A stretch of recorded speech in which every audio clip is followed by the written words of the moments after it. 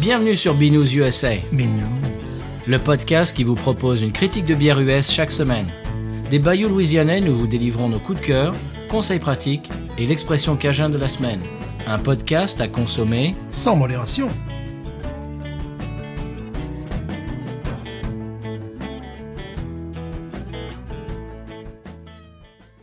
BNews USA is part of the Podcut family of podcasts.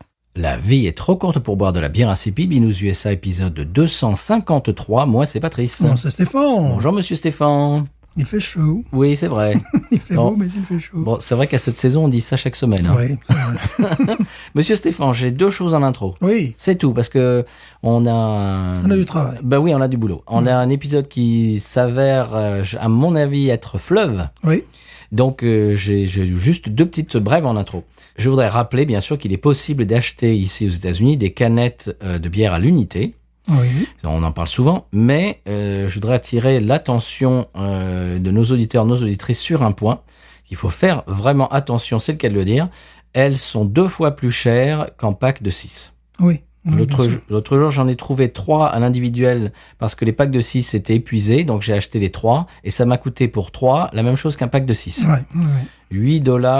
$8,90 pour 3 bières alors qu'un pack de 6 devait être à 9-10 $. Voilà, donc faites attention à ça.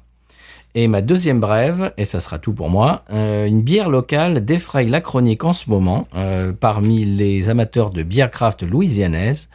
Et c'est assez surprenant parce que c'est pas une brasserie qui défraie beaucoup la chronique, mais je vais juste vous faire du taquinage artistique parce que j'ai bien envie de la faire la semaine prochaine. Alors Stéphane, si tu n'as rien dans ta besace, Non, je propose celle-là. d'accord. Parce qu'elle est en train de faire un peu de bruit parmi les ce que j'ai dit tout à l'heure, dans la communauté louisianaise des amateurs de bière craft, et j'en ai dans mon frigo, et je te propose de la faire la semaine prochaine. D'accord, très Allez, bien. voilà, c'est Très tout. bien. Pour moi, c'est tout. Et moi, je n'ai rien. Bah, très bien. Et ben, ce qu'on va Je n'ai faire, rien à dire, si ce n'est que je nage avec mes papiers d'identité. Oui. Voilà, c'est mon style. ça, Voilà. c'est pas mal, ça. Voilà, c'est pas mal. C'est Oui. là que tu vas à la piscine, tu nages, Voilà. et puis après, tu te rends compte que tu avais ton larfeuille dans ta poche. Dans ma poche, oui. C'est Mais bien. ça, c'est une erreur technique, et c'est parce que je suis arrivé avec une chemise sans poche. Ah. Donc, tu vois, j'ai mis tout mon matériel dans la poche. Alors, évidemment, le téléphone, c'est lourd, les clés, c'est lourd, tu enlèves. Mais bon, c'est les petits papiers d'identité qu'on a aux États-Unis. Mhm. Et je nage, je peinard, puis je commence à me sécher, puis je me dis, ah tiens, t'as quelque chose dans la Mais poche. ça c'était en cas où tu t'étais fait prendre pour, Voilà. tu te serais fait prendre pour excès de vitesse, Voilà. tout ça pour présenter tes papiers Évidemment, c'est évident. dans la piscine. Bon, fort heureusement, Si tu nages trop vite. la plupart des papiers, comme tu le disais, fort justement, hors micro, sont plastifiés. Il n'y a rien qu'un truc de dentiste. Ils ont envoyé un papier tout pourri Oui, en papier. En papier véritable. Heureusement, ils en envoient 4 ou 5. Et voilà, donc je me suis dit, bon, c'est original. C'était en cas d'excès de vitesse. Donc j'étais dans les vestiaires en train de souffler tous les papiers, avec une grosse soufflerie. Et un gars qui me dit, ben oui, tu t'es baigné avec tes papiers? Bah oui, au cas où, on sait jamais. Moi, je suis français. Je suis Ah bah français, ouais. j'ai toujours mes papiers sur Ah moi. bah voilà, obligé. Et c'est très rigolo d'ailleurs parce que je regardais un troubadour, pas un troubadour, qu'on appelle ça, un globe-trotteur, c'est pareil. Un troubadour. Un troubadour, un globe-trotteur, c'est pareil. Oui, pareil, tout Un ça gars c'est que je pareil. suivais, puis bon, petit à petit, ça m'a épuisé, donc je ne l'ai plus suivi. Et il était en Louisiane, et le gars, il dit, les choses qui vont me surprendre, le gars est américain. Et les choses qui vont me surprendre, la première chose, c'est l'accent. Mais parfois, il me Oui. parle, je ne les comprends pas. Ah oui. Et le monsieur à la piscine qui me parlait, c'est vrai qu'il y avait le contexte, mais c'est vrai que j'avais du mal à le comprendre. Lui me comprenait. C'était- Heureusement que ça fait 20 et 21 ans qu'on habite voilà, ici. c'est ça, ouais. Le gars, je crois qu'à un moment donné, parce que j'ai dû jurer à un moment donné en français, et là, j'ai vu qu'il était en capacité de pouvoir me comprendre. Ah oui, Ben oui, parce que je disais, merde, ça va, là, minimum, quoi. t'as compris. Oui, Et c'est d'ailleurs un des accents les plus difficiles à cerner et à refaire pour les acteurs. ah oui, Quand non, il- c'est très, très compliqué. Quand ils font les acteurs, quand ils jouent un rôle d'un Cajun, c'est 99 fois sur 100, ils tombent à côté. Oui, surtout que bon, il y a différents accents en fonction des villages, En même. plus. Tu vois, nous, on voit Paroisse-la-Fourche. Pour une fois, c'était complètement évident. J'avais 2 vieilles dames dans mon appartement, et il y en a une qui est de Lockport, et on regardait donc des arbres généalogiques. J'étais là pour les aider, puisqu'il y avait des documents en français. Et donc, en anglais, une qui disait Mary, et l'autre qui était en bas du bayou, Marie. Après, presque comme en français, Marie, tu vois. Et simplement là, il y a combien il doit y avoir 40 kilomètres de distance entre les deux villages. Mary, des Marie. C'était même pas Marie, c'était Marie, tu vois, presque comme en français, donc, avec un A très ouvert à la française. Et je me suis dit, ah ben oui, je me suis dit, effectivement, même entre elles, il y a une différence d'accent. Donc, j'imagine un acteur. Les acteurs, se prennent les pieds dans le tapis, oui. Mais bon, il faut être louisianais pour l'entendre. Oui. C'est-à-dire que le reste du monde, il dit ah ouais d'accord, ouais c'est un accent cajun. Mais en fait pas du tout. La plupart du temps ils font genre ils font l'accent du sud, genre de tu sais KFC là, vraiment des vieux. Des vieux aristocrates du sud, truc complètement image d'Épinal, et c'est pas ça. C'est pas du tout ça l'accent cajun. Non, pas du tout. Les clés possibles, c'est le TH qui se dit 2. Oui. So, would that. Oui. Par exemple, il y a des trucs comme ça, mais il y a plein d'autres choses. Ah oui. Non, c'est spécial. Hein. Je serais bien capable de l'imiter. Donc, c'est déjà bien, je suis déjà bien content quand ils me comprennent. Moi, je pourrais sur certains mots, genre par exemple, le I, c'est ride. C'est une espèce de I'm going ride. Ça, c'est un phonème qui est très cajun, ça. Ouais. Mais c'est vrai que c'est très difficile. À moins d'habiter ici et vraiment d'avoir l'oreille, c'est quasiment impossible. Et puis, il y a à faire. aussi un problème de génération. Oui. Les personnes. Moi, c'était une personne qui avait bien 80 ans, quoi. Et c'est différent. Et quelqu'un qui aura 40 ans ne parle pas du tout pareil. Donc, parce que maintenant, l'anglais, via la télévision, via l'Internet, tout ça, tout s'estompe. Voilà, les régionalités comme ça. On trouve encore des gens de notre génération qui ont cet accent vraiment cajun, mais les plus jeunes générations, ça s'estompe, ça, c'est fini. Oui, ils ont l'accent du sud des États-Unis. Ouais. Voilà. Et puis même standard, des fois, carrément standard. Monsieur Stéphane, en parlant de standard, est-ce qu'on écouterait le sonal de la bière de la semaine, des bières de la semaine, et qu'on en reparlerait de l'autre côté? Bien sûr. Parce que c'est un cadeau d'auditeur. Et on le remercie. Oh oui. Infiniment. 1000 fois. Oui, 1000 fois. Surtout toi. Oui, surtout moi. Oui. Sonal.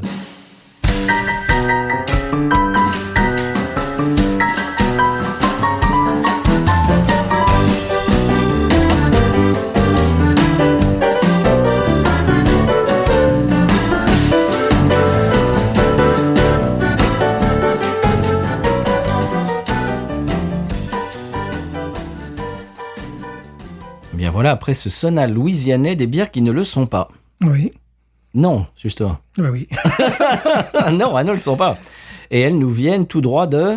Je te rappelle qu'en français, on ne dit plus oui. Ah, c'est vrai. On dit certainement. Certainement, effectivement. Absolument. Effectivement.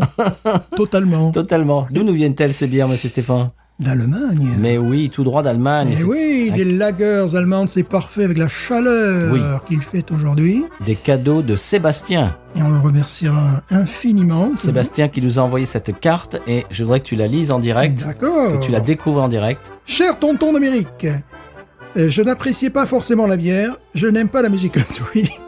Je ne m'intéresse pas à la culture S, et pourtant, je ne peux pas me passer de votre podcast. Merci et prosit, Sébastien. Ça, c'est adorable. Ça, c'est magnifique. C'est adorable. C'est un des plus beaux compliments qu'on nous ait fait. Qu'on puisse nous faire, oui, effectivement. C'est-à-dire, il est pas du tout intéressé par ce qu'on dit, mais il peut pas se passer de podcast. C'est adorable. C'est génial. Alors, il nous avait envoyé une liste de bières, et il y en a quelques-unes. J'ai dit la bec, non. Ouais. La bec, non, parce que ici aux États-Unis, je pense qu'elle est produite aux États-Unis et pas en Allemagne, et c'est vraiment... Il vaut mieux boire une Schlitz, il vaut mieux boire une Yuengling Pilsner que cette... Il y en a une autre aussi qui est la Saint-Paulus. Alors, si vous voyez, c'est deux bières, Saint-Pauli ou Saint-Paulus, peu importe. Et avec, ce sont des fausses bières allemandes sur le marché américain. D'ailleurs, le prix, il te l'indique. Ah oui. Ça, c'est les bières qui sont à 9,99 maintenant. Les autres, c'est 11, 13... 19, 21 $, ça dépend. Parce que, oui, il y a quelques-unes où les prix s'enflamment. Et donc, ce que nous a dit Sébastien, c'est que, je ne sais pas si tu te souviens, à un moment, j'avais expliqué que on montait en flèche dans les classements en Allemagne de podcasts. Enfin, c'est pas les classements, mais c'est surtout le nombre d'écoutes. L'Allemagne était devenue, je crois, la 2e ou 3e nation qui nous écoute, alors qu'auparavant, elle était peut-être en 5, 6e, 7e position. Eh bien, il explique aussi dans ses notes que c'est très possible que ça soit beaucoup grâce à lui. Ah, d'accord, ben merci alors. Parce qu'il a écouté tous nos épisodes à part 50. Je crois qu'il reste les 50 premiers à écouter. Et il a, comment dirais-je, il a dévoré tous nos épisodes. Ben, merci. Alors, on commence avec quoi cette semaine? Alors, on commence, j'ai regardé, alors, c'est moi qui ai fait le choix, on peut le dire. Je voulais 3 bières qu'on ne connaissait pas, qu'on n'avait pas sur le marché américain, même si elle est chroniquée sur Beer Advocate. Elles sont chroniquées sur Beer Advocate, donc peut-être que... Mais Beer Advocate, il y a aussi des gens d'Allemagne qui chroniquent, de France, d'Angleterre, de partout dans le monde. Et donc, évidemment, j'ai regardé, après que tu les aies reçues, les notes, donc c'est tout à fait honorable. On va commencer par celle qui est la moins cotée. La note, c'est good. Non, OK. C'est OK beer, c'est-à-dire au niveau de la Schlitz, de la Pilsner, la Pilsner de chez Yuengling, dont on a parlé dans un épisode précédent. Et les deux autres sont du niveau good, c'est-à-dire un niveau supérieur. Donc, je pense que ça va être des bières rafraîchissantes, sans prétention, mais c'est exactement ce qu'on a envie de boire. Et j'en vois une là, j'aimerais vraiment, on va la goûter peut-être en dernier, parce qu'il existerait ici, dans les magasins Aldi, une copie de cette bière. Je dis bien existerait parce que sur catalogue, elle est toujours présente, mais lorsque tu vas au magasin, elle n'y est jamais. Donc ça m'intéresse de boire l'original. Et puis peut-être un jour apprécier la copie. Voilà. Depuis tout à l'heure, je te laisse en roue libre parce que je viens de réaliser que j'ai pas encore fait les photos des canettes. Ouh. Et donc avant de les boire, ça serait pas mal de faire une photo. Donc c'est pour ça que c'est toi qui t'exprimais en solo. Mais sans problème. Alors le Photoshop, le photocall, le Photoshop, pourquoi pas. Voilà, donc la première que nous allons boire s'appelle Astra. J'aime beaucoup la canette, rouge et beige. Et les deux autres sont dans des tons plus communs pour les bières allemandes en canette, c'est-à-dire on retrouve du vert, du métal, côté doré. Les deux autres sont vraiment dans le style des bières en canette allemande, le genre de bière que je repère à 10 km. Allons-y. Alors, commençons pour la première. Eh bien, allons-y. Alors, je vais m'appuyer sur les notes qui nous ont été envoyées, parce qu'en plus, on nous a envoyé des notes. Ah ben, Sébastien a fait ça dans les règles de l'art. Je vais te laisser peut-être la servir, et je vais commencer à lire les notes. Parce que j'ai les notes sur mon petit téléphone. Est-ce que tu veux que je remette les deux autres au frigal ? Oui, monsieur, oui, ça serait bien, parce qu'il fait... Bon, on a l'habitude de dire qu'il fait chaud, mais j'ai l'impression aujourd'hui qu'il fait vraiment très chaud. C'est-à-dire que là, on a facilement 34 degrés, juste 70% d'humidité, donc on peut faire mieux encore. Alors, Astra, la brasserie, en 1897, nous étions là. La Bavaria Brewery, ça ne doit pas se dire comme ça en allemand, mais c'est pas grave, AG, a été fondée. Alors, voilà. il faut qu'on explique que notre accent va être absolument nul. Magnifique. Voilà. En 1909, elle a donné vie à la marque Astra. Depuis... Notre populaire Astra est brassé avec amour, au cœur de Hambourg. Oh, ça rime. Ça rime. Avec amour, au cœur de Hambourg. Dont la municipalité a repris la brasserie en janvier 1998 afin de sauver les emplois. Tiens, que faisait Heineken ce jour-là? Depuis 2004, Astra appartient à Carlsberg. J'aurais mieux fait de me taire. Voilà, si c'est pas un, c'est l'autre. Alors, Astra est sponsor de longue date du football club San Paoli, qu'évidemment je j'ai connais. cru que tu allais dire San Pellegrino. Non, évidemment je connais. Je crois qu'ils évoluent maintenant en deuxième division. Ils sont même arrivés à la première division. Quartier populaire, lumière rouge. Pourquoi ils traduisent, je le savais. Lumière rouge de Hambourg, évidemment. Une équipe de foot parmi les plus populaires, c'est vrai, c'est assez spécial, d'Allemagne. Particulièrement engagée politiquement, contre le racisme et le fascisme. La brasserie, ils sont connus pour ça, puis aussi d'avoir des joueurs, pas des rockstars. En fait, c'est un public très très particulier, un club très particulier. La brasserie est assez originale dans ses publicités et reprend souvent l'imagerie du quartier chaud de Saint-Pauli. Tolérance, diversité et joie de vivre, voilà ce que représente la marque Astra. Le symbole du cœur, je suppose d'Hambourg, non, du cœur et de l'encre. Oui, parce qu'il y a un symbole, effectivement, il y a un cœur et une encre sur les canettes, rend Astra absolument unique et incomparable. C'est joli, d'ailleurs. Le cœur représente beaucoup de vie, voilà, beaucoup d'amour et encore plus de plaisir, moi aussi. Tu sais que si tu le mets de côté... Ah, peut-être que je vais voir plus, tu veux dire. Bah oui, tu vas pouvoir le lire. Non, ça marche pas, non. L'encre symbolise l'origine de Saint-Pauli, parfois dure, mais toujours chaleureuse. La bière Astra, alors Urtype, je te le fais à la ça française. ça veut dire original. Ah. L'original de 1909, douce, délicatement épicée et tout simplement délicieuse avec 4,9 degrés d'alcool. Brassée avec beaucoup d'amour au cœur de Hambourg. On refait On refait la même rime. C'est la première fois que je le lis sur mon téléphone. Oui. Donc merci Sébastien, Oui. merci infiniment parce que je ne connaissais rien du tout de cette bière. Et moi, encore moins. Voilà. Ça me fait plaisir qu'elle appartienne à ce club de football mythique. Elle monte dans ton estime. Oui.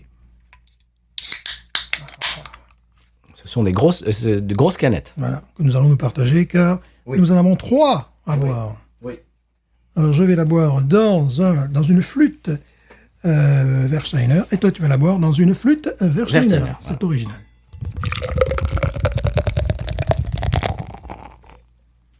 Allez, mettons. Ouh. Tiens. Ah ouais.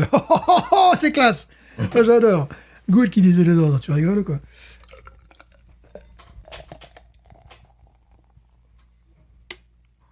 Et elle est belle, hein? Oui.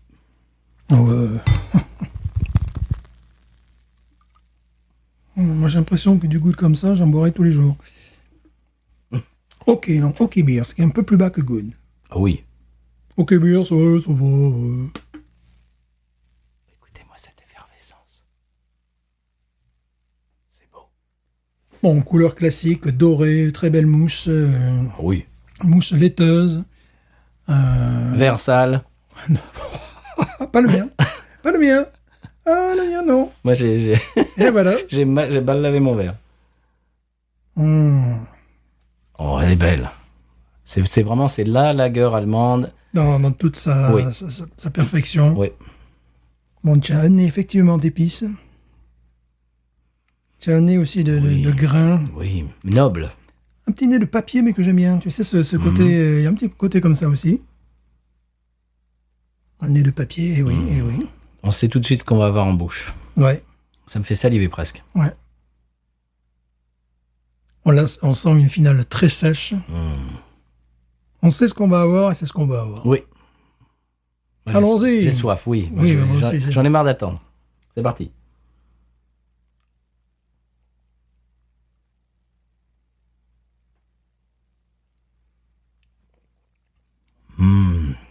Belle rondeur en bouche. Ah, c'est bon quand il fait chaud, ça. Un côté un peu herbeux. Ah, moi, j'aime beaucoup. Petite sec. amertume quand même assez, Ah, oui. assez présente. Assez prononcé. Amertume très prononcée. C'est sec. C'est très herbeux.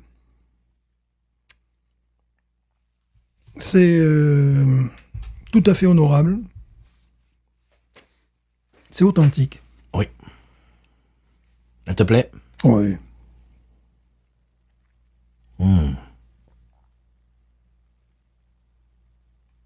C'est très bon. C'est très bon et ça prend pas des airs. C'est vraiment une lager basique, mais très bien faite. Et qui ne se prend pas pour ce qu'elle n'est pas. Non, à mon avis, ce qui ne lui vaut la note que de hockey, c'est peut-être cette amertume qui est assez présente. Ah, moi, je l'aime bien. Elle manque de complexité par rapport à des bières plus sophistiquées, c'est-à-dire que tu n'as pas un côté mielleux, tu n'as pas... elle est très simple. Elle est très verte aussi. Oui. Voilà, c'est peut-être le défaut qu'elle pourrait avoir. Elle est très verte. Très herbeuse. Donc très acide aussi, avec une finale plus sèche que ça, c'est difficile. Ça donne envie de reboire une gorgée. Non, quand même. Ça fait vraiment, moi, ça me rappelle les lagers, bah oui, c'est le cas de le dire, lagers européennes, même certaines lagers françaises, vraiment qui sont simples, mais qui sont très désaltérantes. Elle a plus de qualité que ces lagers françaises à cause de l'eau. Oui, à l'eau, Il y a elle a toujours une qualité, rondeur en bouche. Voilà, il y a toujours une qualité d'eau qui est supérieure.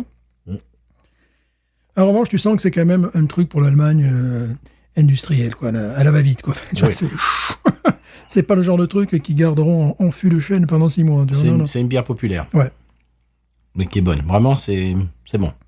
Ça, c'est ce genre de truc, quand il fait chaud comme Et aujourd'hui. surtout, il y a une chose qui rassure, c'est qu'on sait qu'ils sont tenus à la ferme en respectant des règles très strictes. Carboné, monsieur Stéphane, j'ai Très l'impression. carboné, oui. Il n'arrive pas à finir sa phrase sans éructer. Oui. Parce que tu vois, en termes de goût, j'aurais plutôt tendance à préférer la Jupiler belge, qui est une bière basique belge, mais sa fabrication m'inquiète, la Jupiler, parce que je sais, voilà, je pense pas qu'ils respectent quoi que ce soit, tu vois. Non. Non. C'est un peu comme la Schlitz, c'est un peu, oui, c'est... Donc là, au moins... Ah ben s'il y en avait en supermarché, ici j'en achèterais, bien évidemment. Oui. Bien sûr, ça c'est sûr.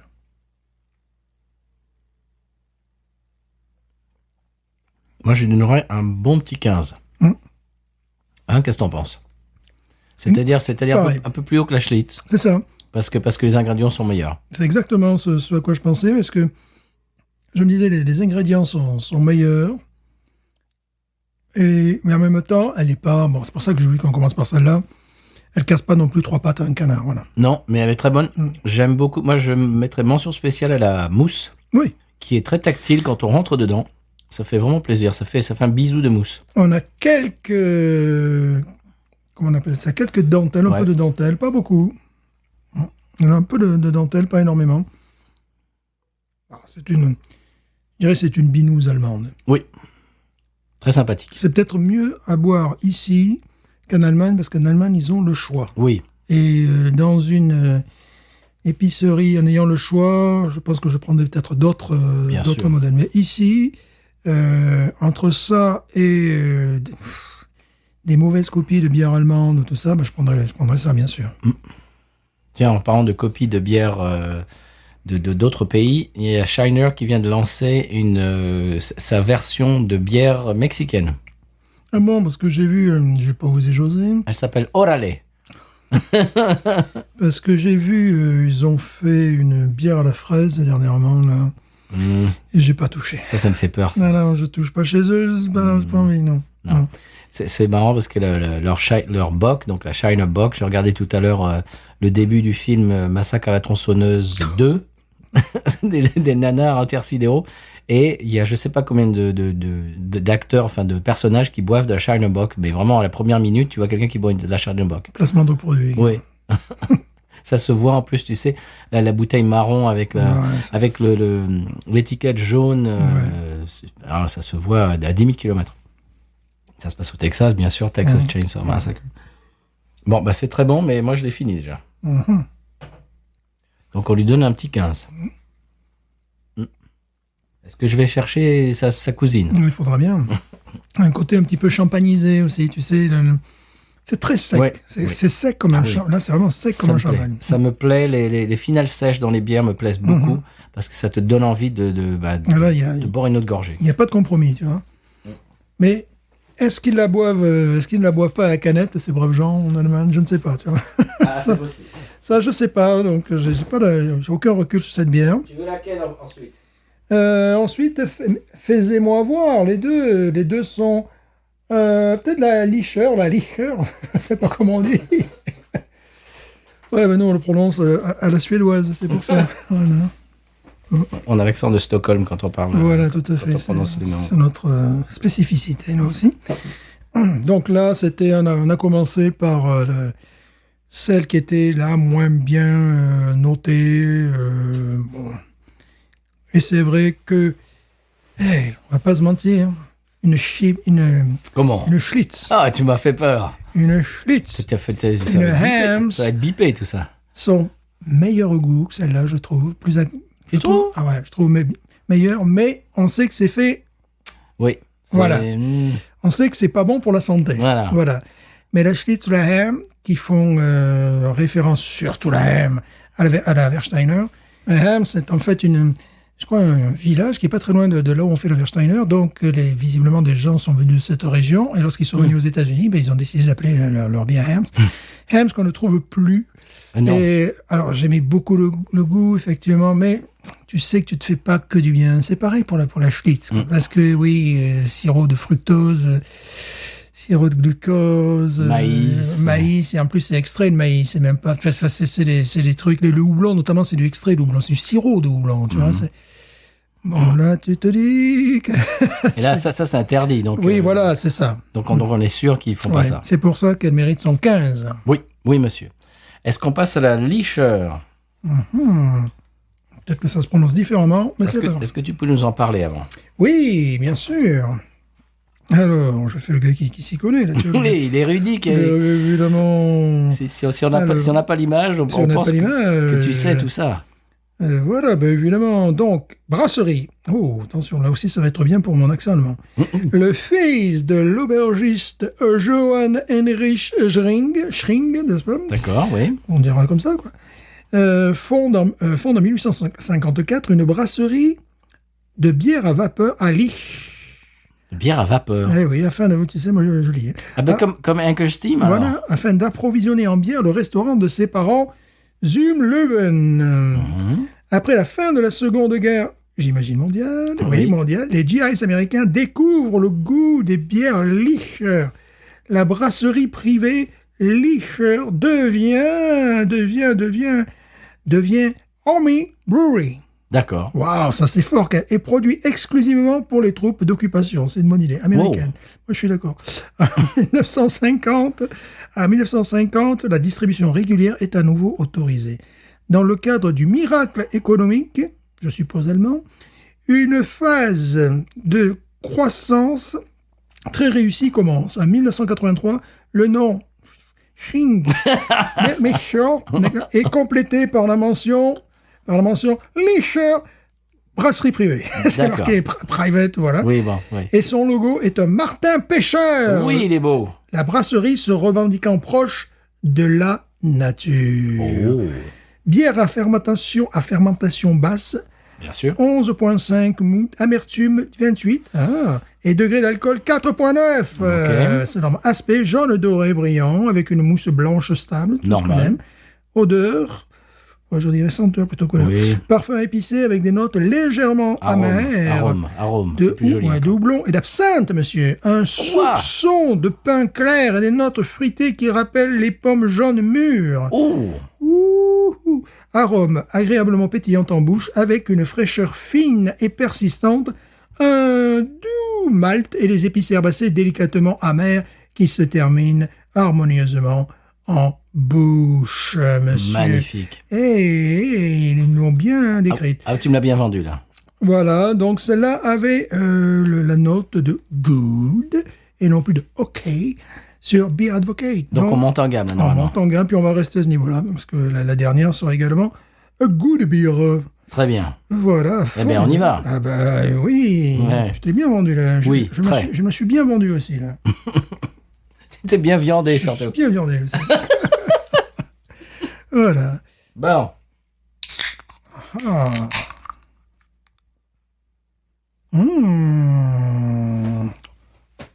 Ah, aujourd'hui, on fait dans la musique classique. Oui. On est comme ça.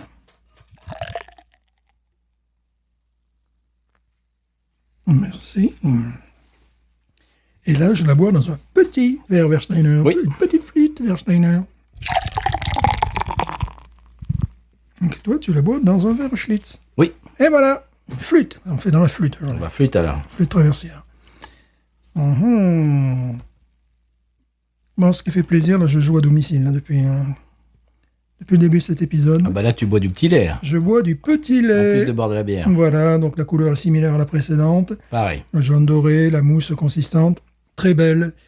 Pas du tout en cratère. Vous savez, la différence entre une belle mousse et une mousse pourrie, c'est que lorsque vous la voyez du dessus, si vous voyez un cratère, véritablement, quelque chose qui est totalement... Voilà, ils n'ont pas à être uniforme, mais toi, elle est magnifique.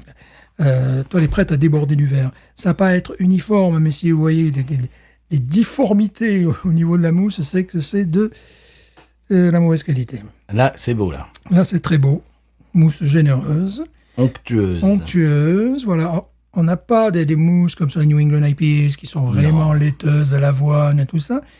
Mais ce sont des mousses blanches, moins abondantes que... Mais moelleuse, quand même. Des moelleuses, c'est ça. Et puis surtout, c'est pas, quand tu regardes du dessus, c'est pas une horreur, quoi. C'est pas un terrain de patates, quoi. Un champ de patates. Osons. Allez, voyons, on est.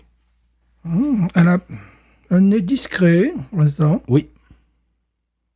Je sens pas grand-chose au nez. Peut-être que c'est dû à la flûte. Oui, je sens pas grand-chose au nez pour l'instant. Moi, je sens du houblon. Oui, c'est ça. Un côté pain, oui, Périenne, évidemment. C'est vrai qu'il n'y a pas grand-chose au nez. Pas grand-chose au nez. Osons plonger. Allez, c'est parti.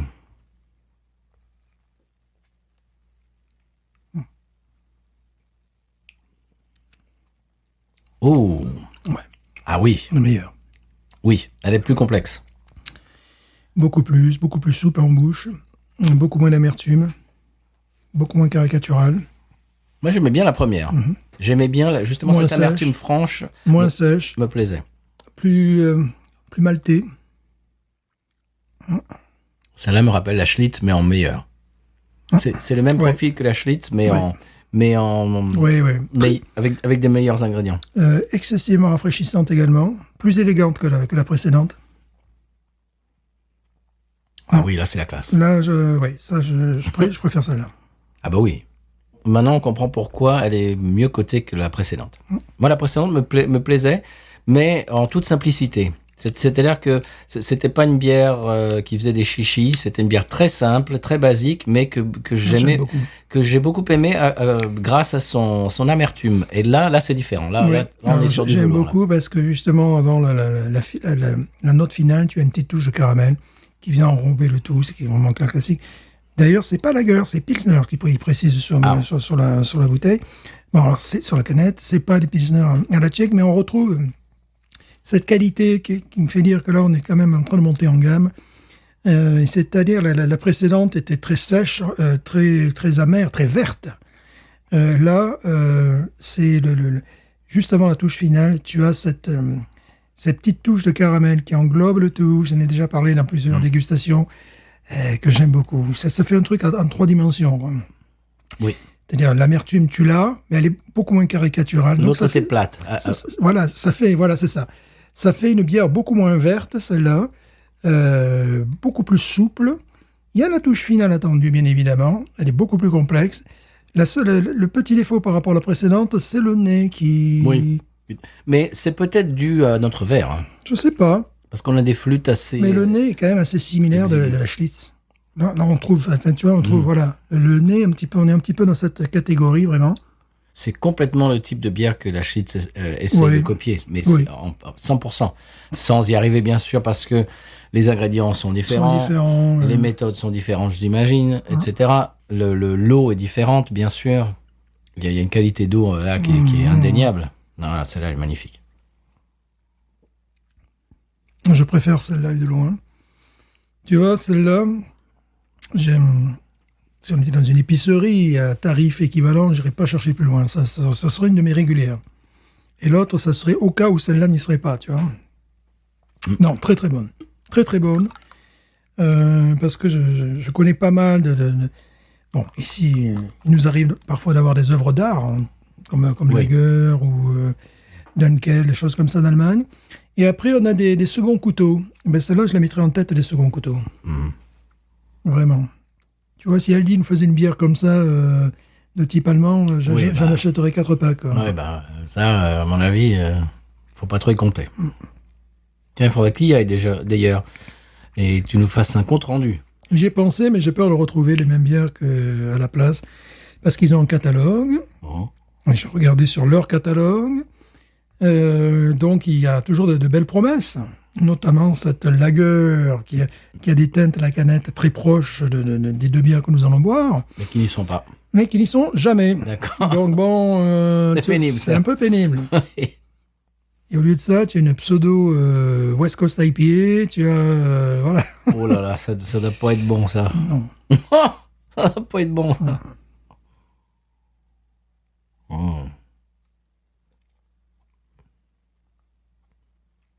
Ah bah, bonne pioche, celle-là. Ouais. Moi, celle-là, j'y mets 16. Ouais, je suis d'accord. Parce que c'est une qualité supérieure.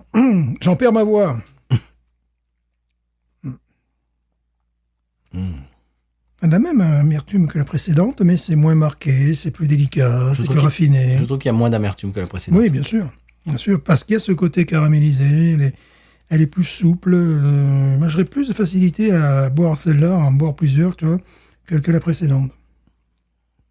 Elle est moins acide aussi. Elle n'est pas acide. Non, j'aimais beaucoup l'amertume de la précédente. Elle était très franche parce que, bon, bien sûr, je et toi aussi, nous sommes habitués aux IPA, donc à l'amertume bien franche.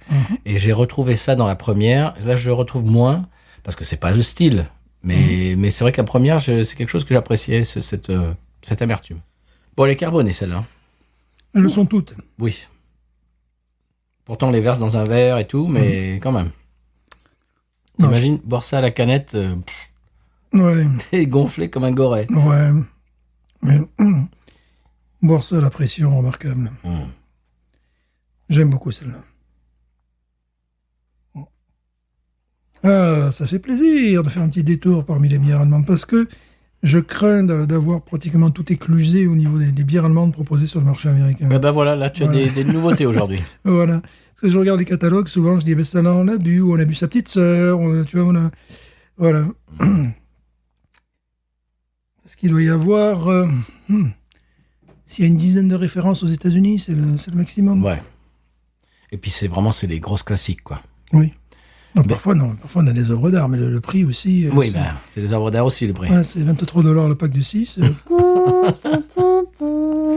Merci, Sébastien. Merci énormément. Oui, là, tu nous fais un beau cadeau. Et si vous voulez nous faire des cadeaux similaires, vous pouvez nous envoyer un email comme l'a fait Sébastien, binoususa@gmail.com. On vous expliquera la marche à suivre. Ou bien, tout simplement, un message sur Twitter, Facebook ou Instagram.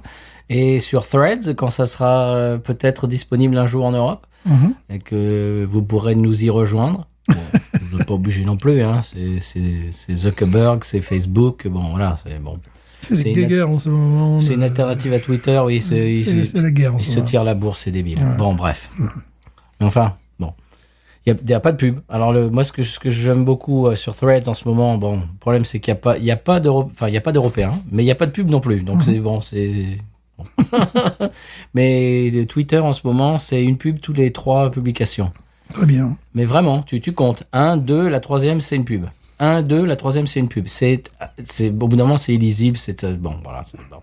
Mais Voilà. on peut plus y accéder en candidat libre, dirais-je. Autrefois, tu pouvais y aller, tu pouvais lire quelques messages, tu ne pouvais pas intervenir. Voilà. Tu pouvais lire. Voilà, maintenant tu peux plus. C'est boum, voilà. Il te faut... Je pense que cette histoire de Elon Musk avec Twitter sera étudiée dans les écoles de marketing et dans les écoles de, je sais pas moi, d'affaires, Business. de business, comme un petit peu comme Schlitz. L'exemple à ne pas suivre. C'est-à-dire comment tuer un produit en quelques mois, en fait. Oui. En faisant tout l'inverse de ce qu'il faut faire. Voilà.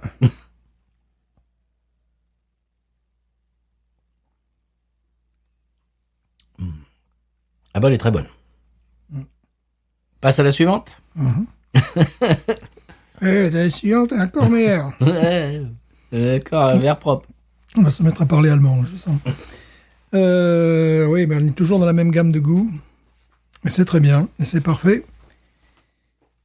Vu la chaleur qu'il fait en Louisiane aujourd'hui. Alors, la 3e, tu nous expliques Binding comment? Rummer Pills. Binding. Binding Rummer Pills. J'aime bien la canette. Je la voyais verte, mais pas du tout. Elle est noire et blanche et rouge, donc, et dorée, donc pourquoi pas. Tu la voyais quoi? Je la voyais verte comme l'autre. Mais pas du tout. Mais pas du tout. Mais enfin, monsieur, mais je vous en prie. Pas du tout. Là, ça ressemble plus au maillot de l'équipe nationale allemande de football, monsieur. Ah. Mais écoutez, je vais vous en dire un peu plus, puisque je suis devenu spécialiste. Tout à fait spécialiste de smartphone. J'ai une chaire en Sorbonne. Oui, c'est ça. Ouais, très cher, oui. En Sorbonne, n'est-ce pas? Pas cher en Sorbonne. Pas cher en Sorbonne. La Pils, oui, bravo. Allez-y. Qu'est-ce qu'il me dit? Voilà. Donc voilà, la brasserie. Alors attention, oh là, il y a encore un nom que j'aurais du mal à prononcer. A été fondée en 1870 sur je dirais la place Gergunchen, tu vois, pour faire simple. Bien sûr, tout à fait, oui, mais que tout le monde dans la connaît. vieille ville de Francfort. Oh, oui, monsieur. Tout le monde sait aujourd'hui, évidemment, tout le monde sait aujourd'hui, que la Binding était et restera la bière de la Hesse. Tu le savais. De la quoi? De la Hesse. De la quoi? H-E-2-S-E, tu le savais. Hesse Voilà, tu le savais. de Barbeau, bien Et sûr. là, moi aussi. Voilà, tout le monde. Ils disent tout le monde. Mais on en parlait l'autre jour, justement. Qui n'a jamais su que cette bière était la bière de l'Est? J'aime bien ce genre de phrase définitive. Conrad Binding, c'est bien, ça fait un nom anglais, commence un apprentissage de brasseur chez le maître tonnelier Romer à Francfort. Ouais. Oui, voilà, Schanhausen. Ouais, aussi, Contre oui. l'avis de son père, qui lui avait conseillé de faire des études de droit. Oh, non, non. On le remercie. Il acquiert en 1870 la petite brasserie située au 7 place Gergunschen, si vous voyez, dans la vieille ville de Francfort. Et on le voit sur la canette. Oui, oui. La brasserie est la plus grande brasserie de Hesse et emploie environ 500 personnes quand même. dans les locaux de l'entreprise d'environ 56 000 mètres carrés environ. Hein, Oui, voilà. Bon. dans le quartier de On le fait à la louche. Sachsenhausen. Voilà, Oui. je te le fais là aussi. Celui-là aussi. Voilà. À la louche aussi. Voilà. le groupe Binding Brauerie AG, n'est-ce pas, prend en 2002, oui, Qu'est-ce qu'il dit? c'est de l'Est allemand. Prend le nom de groupe Raderberger. Ah, voilà. Ah bah voilà, ça c'est le bon burger, ça. Auquel de grandes brasseries telles que Raderberger et Berliner Kindle, Je comprends rien. auquel de grandes branderies, bah, la phrase se finit comme ça. Des grandes branderies. Ouais, voilà, les grandes brasseries. Bah, voilà, Non, bon. branderie, je préfère. Avec une production d'environ 13 millions d'hectolitres, Ah, quand c'est même. le plus grand groupe brassicole d'Allemagne. Non.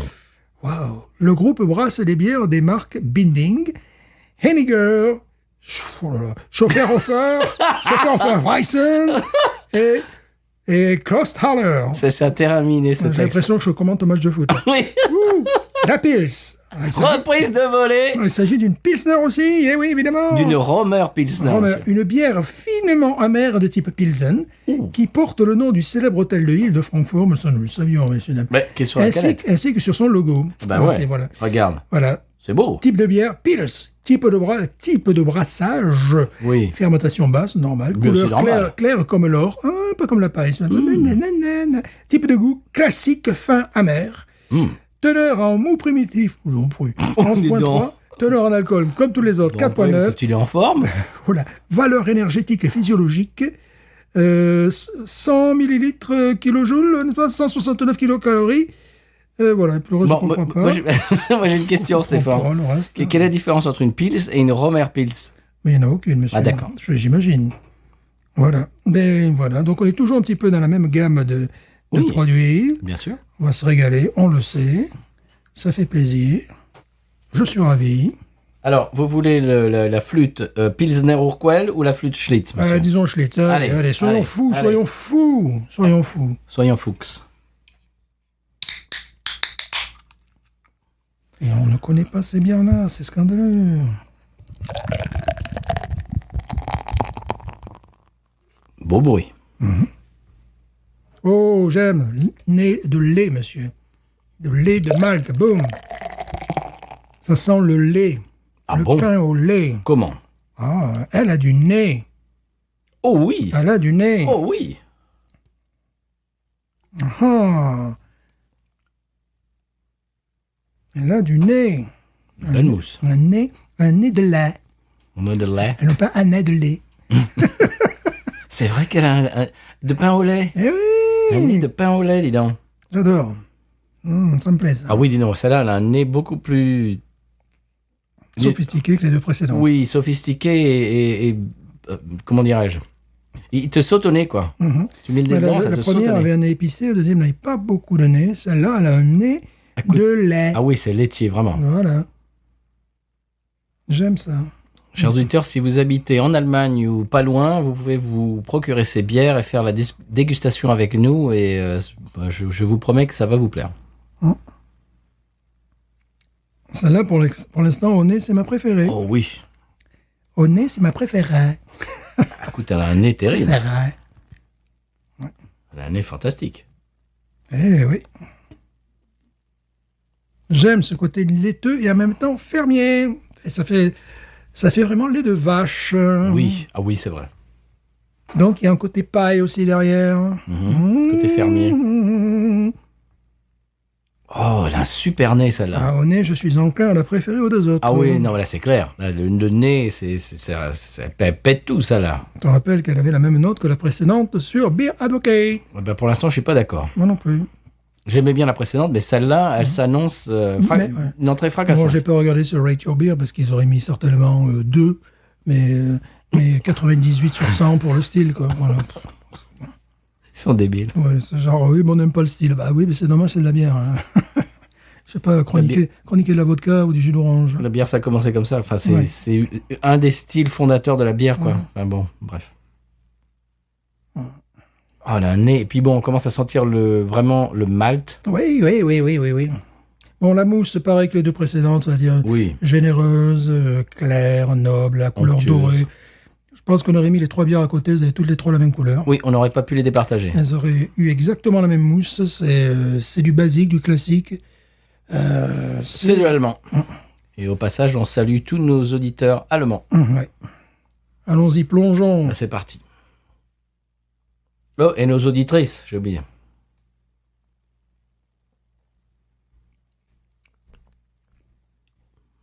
Ouh. Oh, dis donc. Elle a une amertume très prononcée. Oh, qui est délicieuse. Ouh. C'est encore autre chose. Ah oui, c'est autre chose, c'est différent. J'aime beaucoup l'amertume. L'amertume est vraiment... Elle s'impose, elle est mastoc, et j'aime ça. Elle a aussi, tu sais, souvent j'en parle, un côté... Ouh, je l'aime celle-là. un côté, tu sais, cerisier, tu sais, mise en fût, bois de cerisier, cherries. Tu vois, c'est un petit peu qu'on retrouve dans certaines Pilsner tchèques et aussi dans pas mal de lagers européennes. Tu sais, ce côté un peu résiné, cerise, tu vois, le côté comme le cherries, tu vois. Ouais, non, je vois pas trop. Moi, je l'ai là, carrément. Non, c'est pas que je le trouve pas, c'est que je vois pas ce dont tu parles. Mais c'est bien le Jerez. Oui. Ou le cherries. Tu vois, Sherry. Sherry, tu vois, ce côté... il y a un côté mise en fût de truc de cerisier, tu vois. Oui. Et là, tu le retrouves, comme tu le retrouves sur certaines bières, par exemple la bière libanaise, Oui, oui, l'Almassa. l'Almassa, un peu caricatural. Donc, on retrouve l'affiliation entre ces bières, tu vois. Je trouve vrai. ça intéressant. Celle-là, et il y a aussi la Budweiser tchèque, par exemple, la Budvar, qui a aussi ses je la trouve très proche de la Budvar, en définitive. Je la connais pas, j'ai jamais goûté la bonne. Le problème, c'est que nous, souvent, quand on la goûte, elle a des heures de vol, malheureusement, cette bière, mais elle me rappelle vraiment sa cousine tchèque. C'est amusant. Ah, je l'aime beaucoup celle-là. Elle est complètement différente des deux autres. Mhm. C'est très, très intéressant comme ça peut être c'est une variation sur un thème. Parce que c'est le même style de bière, mais toutes les trois sont différentes. Mais c'est sur un... Sur un fil, ouais. Oui, c'est-à-dire que tu mets ça dans les pattes de quelqu'un qui boit pas beaucoup de bière, il va te dire, oui, bon, c'est pareil. Non. Et c'est quand tu commences à rentrer dans les spécificités, quand tu commences vraiment à avoir quelques heures de vol, comme tu disais pour la bière tout à l'heure, je vais faire une analogie musicale. Les gens qui disent que la version de tel requiem par tel chef d'orchestre est différente de celle... Enfin, voilà, il faut vraiment rentrer dedans et pratiquer pour trouver les différences, mais il y a des différences. Oh bah tiens, la version de tel pianiste, de tel requiem, bah, rien à voir avec la version de tel autre pianiste. Alors qu'un néophyte, tu lui baisses ça, il dit oui, moi c'est pareil. Eh ben non. C'est-à-dire qu'il faut vraiment rentrer dans le style et en pratiquer plusieurs et avoir le palais un petit peu, comment dirais-je, oui. exercé. Mais vraiment, les différences sont flagrantes. Pour moi, elle est très proche. Elle me rappelle véritablement certaines Pilsner tchèques, dont la Budvar. C'est vraiment... Là, oui, Pils, tu me dirais c'est une tchèque. Là, je te croirais. Sur les deux autres, non. Ouais, ça me rappelle ça. Et qui, donc, ont engendré après pas des copies, mais des adaptations méditerranéennes, comme l'Almassa. Je retrouve ce côté, j'en ai souvent parlé, ce côté résineux, cerise, là, tu vois. Ça me rappelle vraiment ça, le Jerez. Ça me rappelle à le Jerez. The Sherry. Ouais, quand j'allais en Espagne. Ça me rappelle ça. Elle a presque un côté fumé aussi. Elle est très différente. Oui. Ah oui, vraiment. T'imagines t'asseoir en terrasse là-bas et de boire ça à la pression, hein. Quel plaisir. Il y a un côté ami donné, la mettre ton verre. Bon, je vais y arriver. Un petit côté papier qui est imité par les bières asiatiques, Ah oui. notamment japonaises. Tu vois, il y a ce Oui, c'est côté-là. vrai. C'est vrai. Et c'est intéressant parce C'est qu'on vrai. comprend mieux ce qu'est devenu la lager, la pilsner dans le monde. Parce que ça, c'est les originels. Oui. C'est-à-dire, on comprend Ça et les Tchèques. voilà, d'où ils ont pu s'inspirer. De toute façon, on en a déjà parlé au Japon, c'était les brasseurs allemands qui se sont installés. Lorsque les Japonais ont ouvert les portes à l'Occident, et au monde entier d'ailleurs, parce qu'ils étaient fermés sur eux-mêmes, à la fin du 19e siècle, eh bien, ils ont fait venir des brasseurs allemands. Et on retrouve, parce que parfois, lorsque tu bois certaines lagers au Pilsner, tu vois pas le lien. Tu te dis, tiens, ils sont partis. C'est faux. Il faut tomber sur la bonne bière. Cette bière, quand je la bois, je comprends mieux le lien Oui. avec une bière méditerranéenne, libanaise. Je comprends mieux le lien avec une bière sur les, une bière japonaise, mais de toute l'Asie du Sud-Est. Là, tu vois le lien, tu perçois le lien. C'est-à-dire que pour l'Asie du Sud-Est, je retiendrai le côté un petit peu papier, pâte à papier, amidonné. Et pour l'axe méditerranéen, je retiendrai le côté un petit peu résineux, un petit peu cerise. Enfin, c'est pas la cerise qu'on sent, non. C'est un alcool qui a trempé dans un fût de cerisier, tu vois. C'est ça qu'on sent, c'est le contact entre l'alcool et le fût. Ça n'a pas un goût de cerise, parce que Non. je suis en train de dire, comme le Jerez n'a pas un goût de cerise pour moi. J'en bois très peu. Voilà, ouf, j'en bu jadis, mais très peu aussi. J'en bu, tu nous écoutes. Jean Bu qui nous écoute, et gros salut. Jean Bu, tu nous envoies aussi les bières. Alors bon, ce que j'aime bien dans cette bière, c'était le nez. Déçu de ne pas retrouver après en bouche ce que j'avais dans le nez. Je m'attendais à quelque chose d'un peu plus caramélisé, C'est tu vrai. vois, d'un peu plus marron, voire miel. Tout ça, c'est pas du tout ce qu'on a eu. C'est vrai que le nez nous a promis quelque chose. Ouais, et qu'on n'a pas eu après, Ouais, qu'on n'a pas eu après en bouche. c'est bizarre. Donc, Mais elle est très bonne, vraiment. des trois, ma préférée, c'est la deuxième. Celle que si je devais choisir, tu vois. La deuxième a un nez palo. Ouais, Mais après, j'y trouve une très grande qualité. ouais, je suis d'accord. Cette façon d'enrober la dégustation par une touche de caramel, c'est vraiment le grand classique, des grandes signatures des bières de ce niveau. Celle-là, il y a une déception entre le nez qui était excessivement prometteur et la suite qui ne va pas du tout avec, c'est-à-dire que je me serais attendu à quelque chose de plus fermier, de plus maltais, de plus caramélisé, de plus touche de marron, des choses comme ça, tous les trucs que j'adore. Et en fait, non, on a quelque chose qui est plus amidonné, papier. Pour les catholiques, ils comprendront, goût d'hostie. Et également, ce côté résiné. Elle me rappelle, donc, elle est vraiment... je la placerai très proche de la Budvar tchèque. Ok. Très inspirante. Elle a pu inspirer des bières comme l'Almasa. Donc là, on est au Liban. Et également les bières du sud-est asiatique. Voilà, donc on comprend mieux. Par exemple, cite-nous une des bières du sud-est asiatique que dans...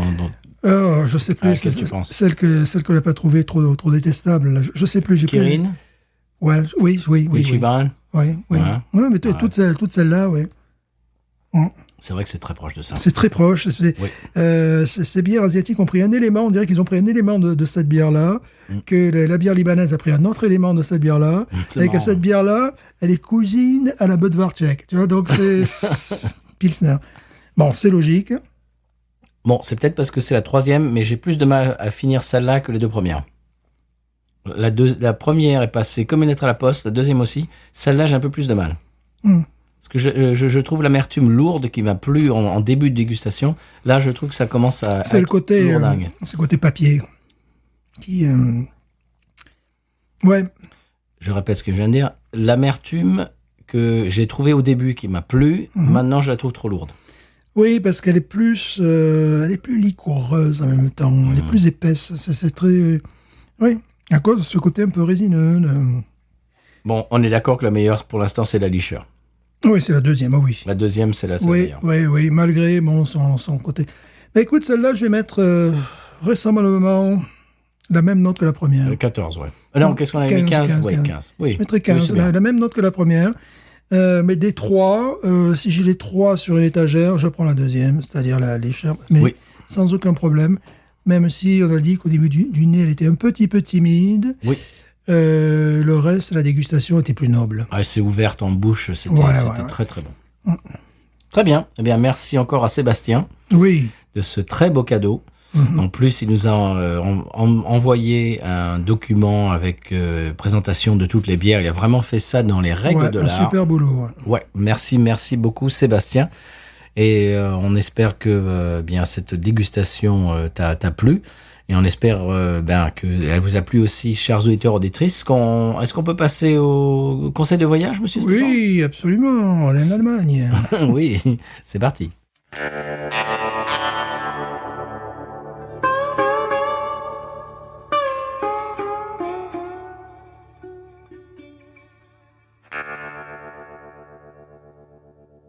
Bien voilà, monsieur Stéphane, le conseil de voyage cette semaine, se passe en Caroline du Nord. Oui. Voilà. Est-ce que c'est un état dans lequel vous traînassiez vos guêtres ? Oui, j'ai fait un petit saut de puce étant à Caroline du Sud et je suis allé en Caroline du Nord. Oh, juste pour dire que tu y es allé. Non, pour acheter de l'alcool, puisque voilà, Caroline du Sud, c'était interdit. Ah bon ? C'était, je sais plus, le dimanche, ça n'était pas autorisé. J'étais à, disons, 1,2 km de la frontière et juste après la frontière, tu as un immense bâtiment tiens. avec marqué ouvert le dimanche. Voilà, bon. C'est bête. Oui. C'est justement, j'avais ma belle-fille qui est venue, donc avec mon beau-fils, j'avais de la famille qui est venue du Texas l'autre jour, qui a passé le week-end. Et on parlait de ça justement que on peut pas acheter de l'alcool le dimanche, au Texas, qu'on ne peut pas acheter de l'alcool en supermarché. Il faut que ça soit dans un. Ça j'ai déjà expliqué, mais enfin je trouve ça extraordinaire et un peu bébête. On peut pas acheter dans un supermarché de l'alcool. Il faut aller dans un magasin spécialisé qui sont des supermarchés en fait, mais des supermarchés de l'alcool. Et après minuit, on peut pas acheter d'alcool après minuit. Voilà, c'est entre minuit et je sais pas quelle heure du matin. Oui. Voilà, je sais pas. Je sais qu'en Caroline du Sud, ça devait être 17h ou 18h le samedi. C'était code bleu. Là, pareil, ça sonne bip bip. On ne peut pas acheter d'alcool. Voilà. Et ben là, c'est minuit au Texas parce que je l'ai vécu. J'ai déjà expliqué l'histoire. On s'était arrêté à Buc-ee's en plein milieu de la nuit. Je sais pas, il était 2-3 heures du matin et j'ai vu une Pilsner. Je sais plus comment elle s'appelle. Je sais pas quoi machin. Je voulais la goûter. Et je voulais la ramener pour l'émission et je la vois dans le frigo, j'ouvre le frigo, je la prends et au moment où je la sors du frigo, il y a une employée qui était à, je sais pas, 50 mètres qui me dit « Monsieur, non, désolé, vous pouvez pas l'acheter, c'est après minuit !» J'avais le six-pack dans la main, je dis « Mais comment ça, elle est là, je l'ai dans la main !»« Non, désolé monsieur, c'est après minuit, on peut pas vous la vendre. » Donc on peut pas acheter au Texas d'alcool le dimanche, ou bien dans les supermarchés, et après minuit. Voilà. Donc, ma belle-fille me disait que quand ils étaient au college, donc à la fac, ils faisaient des soirées, tu vois, entre les sororités, les fraternités, etc.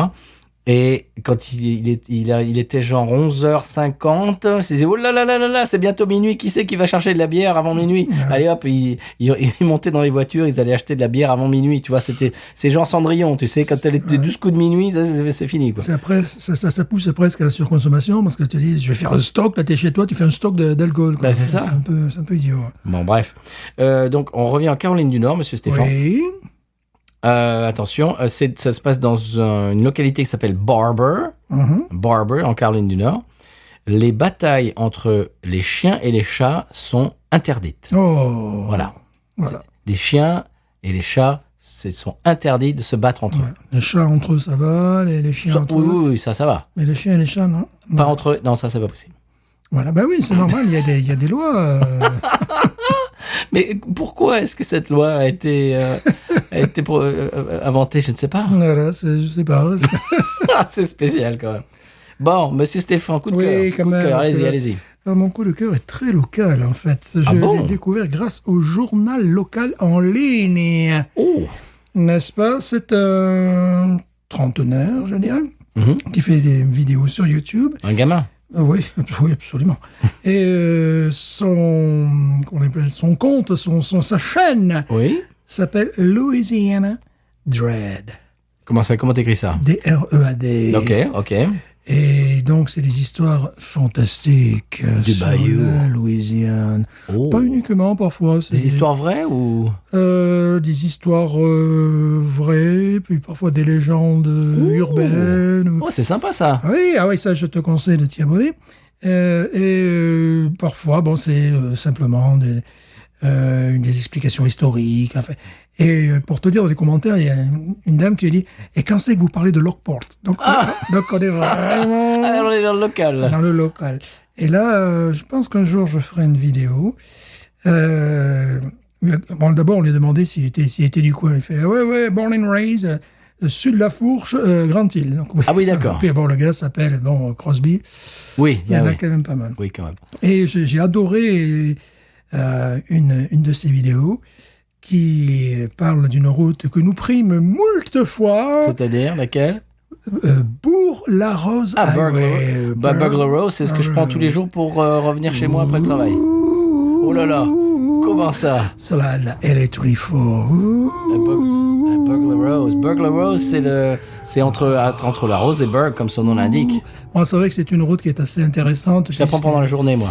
Ouais, moi je l'ai prise parfois la nuit. Je l'ai prise la nuit, c'est vrai que la nuit, tu t'attends à ce que le rougarou sorte d'un buisson. Hormis le fait qu'il y ait une entreprise au milieu là, qui fait, je sais pas, du gaz ou n'importe quoi, où Oui. ça pue Ah, ça pue. atrocement. Et tu te chopes le cancer à chaque fois que tu passes. Oui, c'est une route où il n'y a rien. Il y a des arbres avec de la barbe d'espagnol. De la mousse. Il n'y a rien.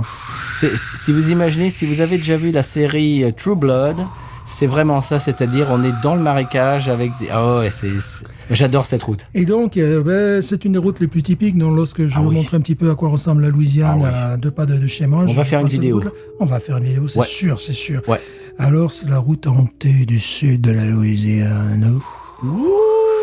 Vous entendez le rougarou qui chante. Et donc c'est des histoires sur la Burglar Rose, c'est marrant ça. Ah oui, alors là, tu en as plein. Hein. Bon, évidemment, la Dame Blanche, classique. Ah bah voilà. Je vous laisse découvrir un petit peu. Elle est connue sous le nom de Grand Bois. Parce que Grand Bois, ouais, bien bon, sûr. Et mais ça, c'est une réalité. Audi, du groupe Acid Bath. Je sais pas si tu as connu le groupe Oui, Acid c'est Bath. bad.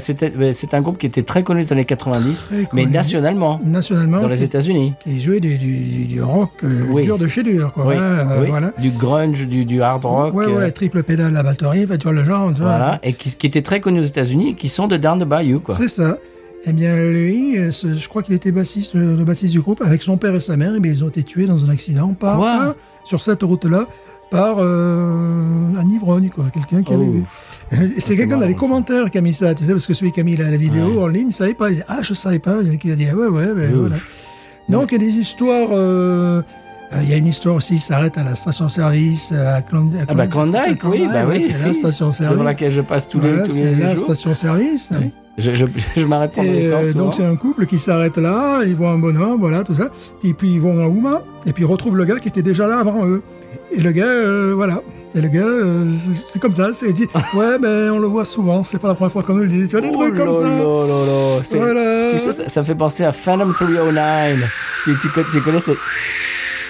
Tu connais cette chanson Phantom 309 Ouais, avec le gars qui est pris en stop par un chauffeur routier et à la fin de l'histoire, ils expliquent à la fin de la chanson, ils expliquent que le chauffeur routier il est mort pour sauver je sais pas quoi un bus scolaire et il a fait une embardée pour sauver le bus scolaire et en fait le gars le gars qu'il a pris en stop était mort depuis longtemps en fait, etc. Ça fait penser à ce genre d'histoire. Voilà, il y a une autre histoire d'une femme qui est poursuivie par un policier. Elle s'aperçoit très rapidement que c'est un faux policier qui lui demande de s'arrêter. Oh là oui, ça faut faire attention Voilà. aussi. Oui. Une autre histoire aussi où il y a une femme Et il s'arrête sur le bord de la route avec son copain, son petit copain. Puis elle s'assoupit, là. Puis il entend un bruit qui frotte, tu sais, le toit de la voiture. Ouais. Et puis elle regarde, c'était son copain qui était pendu. Oh, non, mais ça... Arrêtez, c'est Stéphane. Voilà. Mais arrêtez. Ah, j'aime cet épisode. Moi qui ai pris Qu'est-ce que cette route. Bon, moi, qu'est-ce qui m'est arrivé sur cette route? Une fois, j'ai crevé juste devant la station-service. Klondike, Tu ouais, vois. ok. Normal, ben là, c'est normal. Il y a des clous de partout, route pourrie. Et puis, une autre fois, c'était un dimanche, gentiment, je sais pas, je te la fais à quelle heure, moi, à 3h, 4h d'après-midi. J'arrive vers la Rose, et puis je te vois un animal que je n'ai plus jamais revu de ma vie, sortant peut-être d'un bateau. Une espèce d'animal préhistorique, d'oiseau, tu sais, qui commence à traverser la route, qui me regarde, et puis qui fait marche arrière. J'ai dit, mais tu sors d'où, toi? J'ai jamais pu identifier cet animal.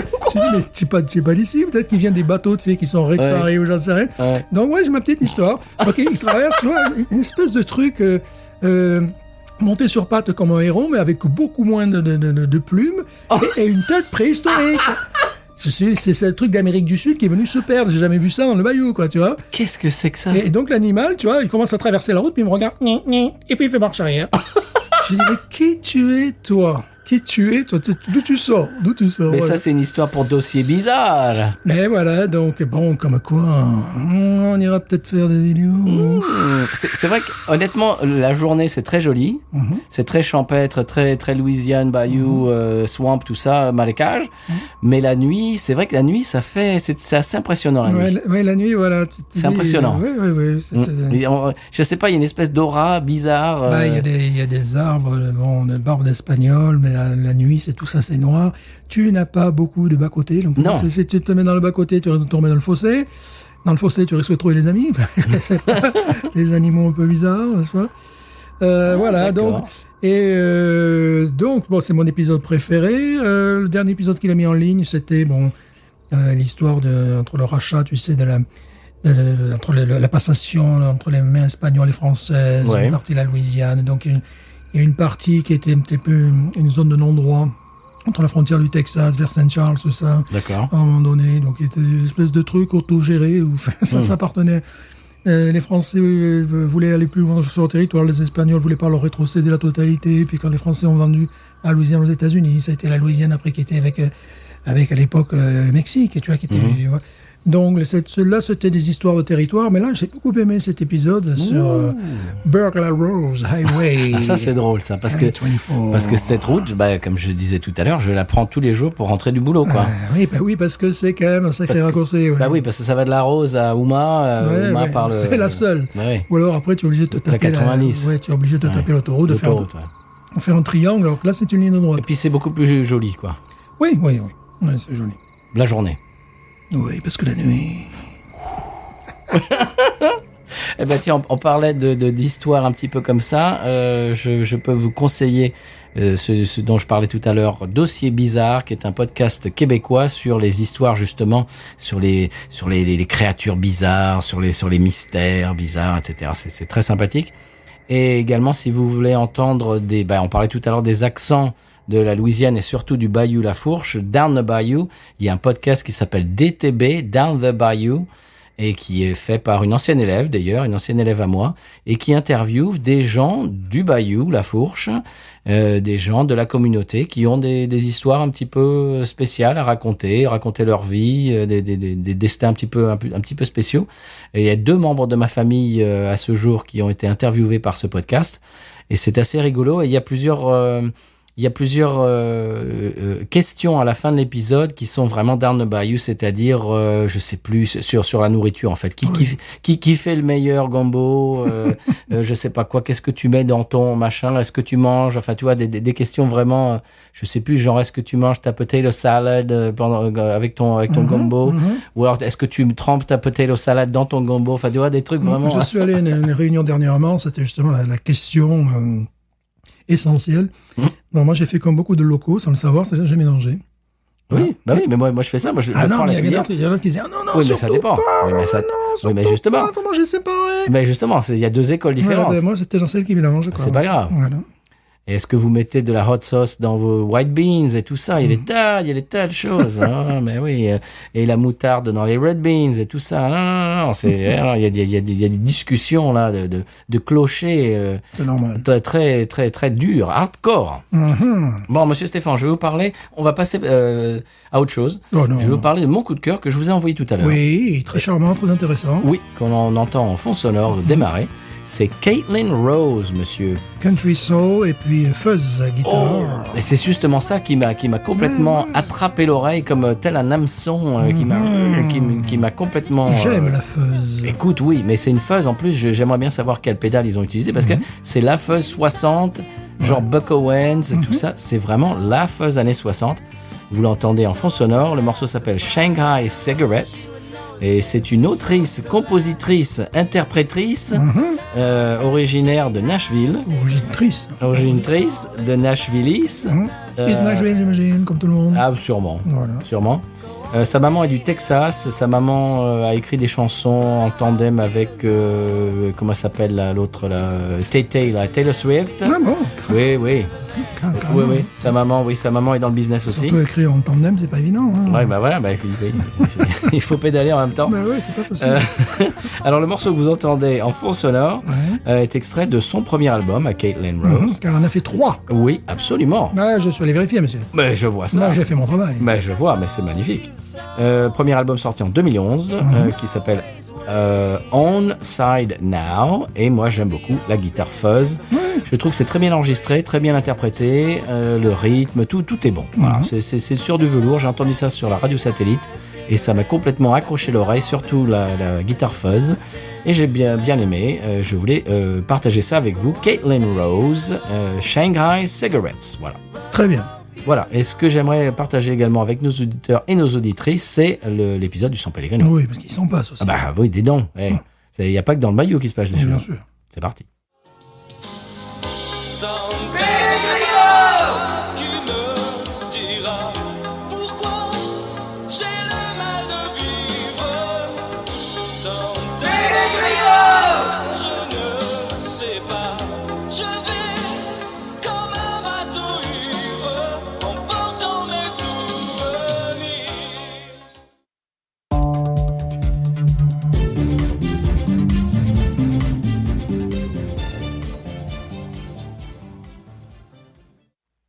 Dans le dernier opus de Saint-Ouen, le chanteur tire à boulet rouge sur son excellence. Tout à fait.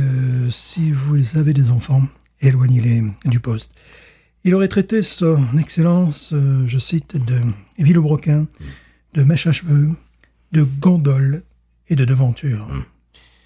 Et risque pour cela une peine d'emprisonnement pouvant aller de 2 heures à 20 ans à jouer au tarot ou à la belote comptoir.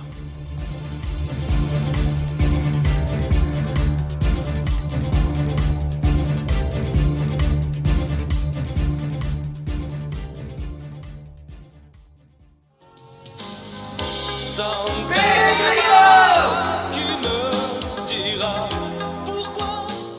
Bien triste affaire, monsieur Stéphane. Est-ce qu'on Oui. passe à la pub? Oui, Oui. Passons à autre chose. vite.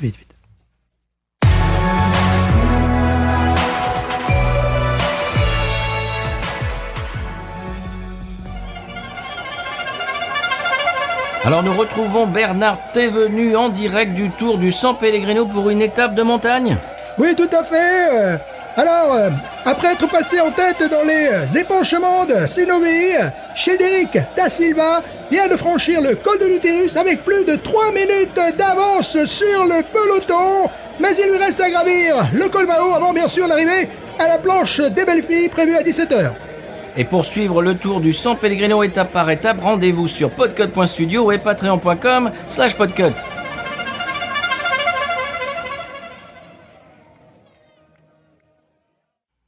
Bien voilà, monsieur Stéphane, dans cet épisode, on a voyagé. Oui, On a voyagé en Allemagne, on a voyagé dans le marécage louisianais, on a voyagé au San Pellegrino, c'est extraordinaire. On voyage dans Binous, c'est extraordinaire. voilà. On peut bien entendu remercier Sébastien encore une fois. Oui, encore une fois, merci beaucoup. Peut-être que, je dirais, nos nos remontrances, nos commentaires pourront l'aider dans ses choix propres de bière, même Tout à si je fait. crois qu'il n'apprécie pas la bière. Je sais pas, à mon avis, c'est pas son truc. Ouais. Mais peut-être qu'il peut s'y mettre en nous écoutant. Et en... 6 mètres, ça fait pas beaucoup. En même Si- temps. Bon, monsieur Stéphane, Oui. je disais tout à l'heure en intro que j'ai la bière de la semaine prochaine. Quelle est-elle? On va changer de style, on va changer. Je ne te dis pas grand-chose. D'accord. Je te ferai la surprise mardi prochain. Ouais. On peut remercier tous nos auditeurs et nos auditrices d'être au rendez-vous chaque mardi, Ouais. de nous suivre sur les réseaux, Instagram, Twitter, Facebook et Threads. Et voilà, Threads, c'est tout, puis quand, voilà. quand ça arrivera chez vous. Bien sûr. Et de nous envoyer des emails comme Vinny, comme Sébastien et tout un tas de gens sur binoususa@gmail.com. Vraiment, on est très très content, on est très très honoré que vous choisissiez notre podcast chaque semaine Oui. pour nous écouter. Et Monsieur Stéphane, que dire d'autre? De le remercier également, parce que c'est vrai qu'il y a de la concurrence. Hein. Ah bah un petit peu, oui. Parfois, je vais sur des pages d'information, qu'elles soient sportives ou culturelles, et puis il y a un podcast qui se met en marche sans que je demande rien sur la page. Donc là, souvent, ça m'énerve. Ça leur fait des clics, ça leur Voilà. fait des plays. Donc je ferme la page souvent, ça m'énerve. Voilà, des choses comme ça. Voilà, donc la semaine prochaine, une bière totalement différente. Oh oui, je ne vous en dis pas Je ne plus. sais pas de quelle bière il parle, voyez-vous. Elle sera locale et elle sera très différente. Ben, formidable, tant mieux. Là, merci encore Sébastien, parce que Oui. pour moi, c'est un plaisir de déguster des bières allemandes que je ne connaissais pas. Pour moi aussi. Puisque je pense avoir éclusé toutes les bières allemandes à la vente dans les États-Unis, 200 km à la ronde. Et là, il t'en a trouvé des nouvelles. Voilà, des nouvelles qui étaient en canette, c'était important aussi, plus Oui. facile à envoyer qu'en bouteille. C'est pas le haut de gamme, mais c'est tout à fait buvable. C'est toujours le problème aussi, tu sais, c'est pareil pour nos vins français, pour les vins argentins. Ils envoient souvent le haut de gamme aux États-Unis, et puis après, pour eux, ils se gardent des trucs, bon, pas pour les vins parce qu'on a une telle quantité, mais souvent c'est le cas, on essaie d'envoyer le meilleur. Et là, c'était intéressant de voir des bières de moins grande réputation. Et la deuxième qu'on a vue me paraissait tout à fait acceptable. oui. Les deux autres étaient honorables. Oui. Et j'espère vous avoir un petit peu guidé, notamment sur la troisième, en montrant bien les influences de la Pilsner, de la Lager. Voilà, ça fait... oui, ça fait parler de la République tchèque, de l'Asie du Sud-Est et également du bassin méditerranéen. Mais oui, parce que c'est tout ça, le monde de la bière et de la lager, de la pilsner en particulier. Absolument. Justement, tout à l'heure, on faisait une pause et c'était qui? C'était JM qui buvait de la Kirin Ichiban alors qu'on venait juste d'en parler Voilà. dans l'épisode qui sortira dans 3 semaines. Enfin, c'est marrant qu'il y ait une espèce de... c'est marrant, voilà. C'est une espèce de shining, de connexion, de connexion entre vous et nous. Voilà, donc il y a un lien, effectivement. Tout à fait. Merci à vous, chers auditeurs, auditrices, de nous écouter. Je l'ai déjà dit, mais je vous remercie de nouveau. Monsieur Stéphane, avant de découvrir, parce que je vais te surprendre avec la bière de la semaine prochaine, Oui. avant de te surprendre avec, on va laisser nos auditeurs avec le mot de la fin. Bill News. Ain't nothing turns me on more than a big patat. Oh, I like that patat. I like the patats too big. Look at her go, look at her go. I like both the patats. We should watch her, we should watch her, we should watch her.